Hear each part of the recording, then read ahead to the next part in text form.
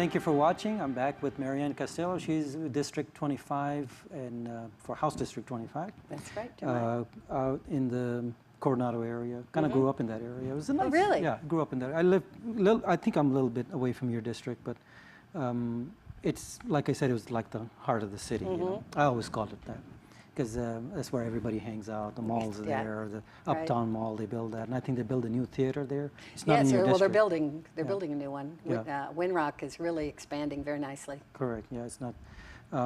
We were talking before we went for break. We're talking about smaller micro businesses, 1, 2 employees, and we have quite a bit of small businesses, not just in the state. Overall, it's the backbone of the nation. Actually, when you really look at it, even a lot of law firms are classified as small business because they have 1 or 2 employees.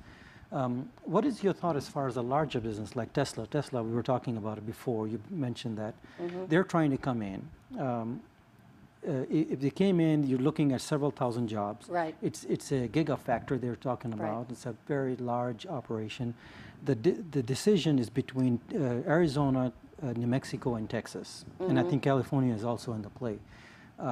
Do you think we should approach them a little bit more to bring them here, or do you think there are some environmental issues like sometimes they talk about? Well, water tends to be part of the environmental issue that we don't have an abundance of. And people often bring that up when you talk to them. Water is part of the necessity. It is a concern for New Mexico.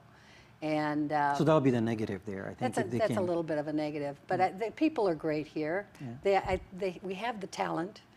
We've got the you know, with Intel and in the labs, we've got tremendous talent that's here, and it's a huge venture. Yes, it is. It's in the billions.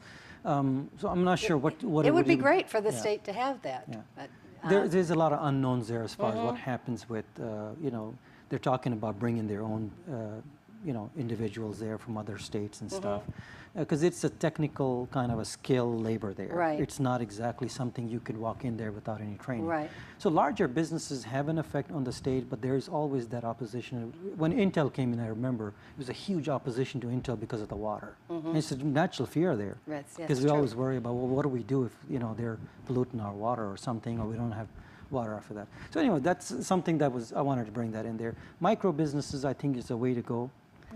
Most people want to focus on smaller businesses. Some other states focus on the friendliness towards smaller business, and maybe you agree with me on that, where when the new businesses are setting up, they actually talk about helping them, kind of giving them hands-on training. You agree with that? I totally agree with that. I think the first year is the most important, because that's where they tend to waste money because of again, the permit business and the process and the building part of the businesses that happen.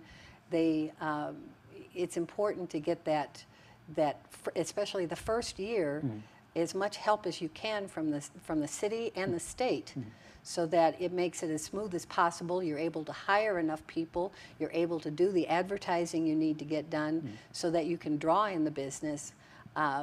It boosts everyone. Helps a lot of people. It boosts the neighborhoods. It boosts it keeps crime very low, because you've got the occupancy level going up. And then I think like roughly around 150,000 small businesses. Each one of them hired a single individual additional. Right. It could actually improve our economy quite a bit. We'll move on to another subject there, going to education a little bit, because we have a limited time there.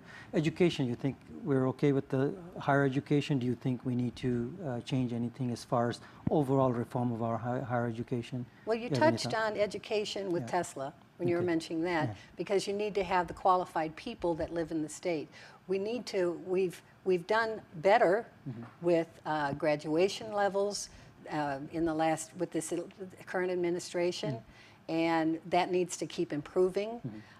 It's important that we do have standards that are high, and give the children as much opportunity to discover what's in their souls to do. Correct. We have a huge high school dropout rate here. Yes, we do. How do we improve that? And then going back to early childhood, do you have any thoughts on that? You incorporate what works in a lot of other states. We don't have to invent the wheel. We just have to see where the wheel is moving best in other states. They're using around second or third year of high school, they're allowing some of the students to take part-time classes in high school and part-time in college, so that they start their college education early. That keeps them vibrant, that keeps them excited. If it works differently if you're in sports, you want to stay with the sports program, but the kids, the nerds, the kids who aren't necessarily interested in sports but want to go on, are really interested in math and science, and you want to give them as much opportunity as possible to thrive, to keep that creative juice going, and to give them something that'll stimulate their minds. So you let them enter courses in college so that they can get their they can be ahead Correct. in the process. A lot of the dropouts are related to economic issues. Yes. And then we always talk about, we try to relate them together and say, well, how does it work when you're trying to look at the economy and you're looking at the high school dropout rate? They're both connected, because a lot of these families that don't pay attention to their kids in their 10th grade on, that end up dropping out. Could there be a focus there? You think we could? We need to help families as much as possible. It all ties together with economy. If the parents are struggling because of the economy, that struggle gets passed on to the kids, and there becomes a they end up lack working of attention. out there. They work too much, right? They work too much and don't have time. Correct. The kids end up going out there and doing jobs and stuff, and then they eventually lose interest in education. So I think that has something to do with it. Early childhood, I try to stress a lot on that, because I think that education begins right as the kids are being born. We talk to the parents, and I think we could do a lot towards that. Even the governor had some, she was proposing something as far as early childhood. Right. I have to look into the entire, her proposal there as far as the expenditure. She wanted to spend a little bit more money towards them and stuff. We cut back a little bit as far as expenditure and stuff. Our economy is still kind of lagging a little bit. And I think it takes a few years before the policies go in effect and start to see some green shoots there. That could be it. Everyone quick to blame the governor and say, well, she's haven't done anything, and you know, we're losing a lot of jobs. The sequester was not her fault. Right. I try to be fair to the governor on that. It was not her fault. When you're losing, however, there's some other, when you're cutting taxes, you feel like you could bring in individuals, corporations. We haven't done that yet, so I'm not sure what that's about. But if you have, there still needs to be more cuts made. I think they need to have. The tax breaks and stuff, the tax incentives yeah. should have brought people in, but the companies, larger corporations, we're not seeing that right now. Yeah. I'm not sure what that hesitation is as far as larger businesses, but I always like to mention that to individuals running for legislature, because they start dealing with these issues when they're there. Well, as a legislature, you have to research these kind of situations in order to make an educated decision. My vote would be taking care of 30,000 people in Albuquerque. So I need to know that I'm making an educated vote, and I put forth bills that will be supportive of them and also the state. So anything specific you want to work on when you get there?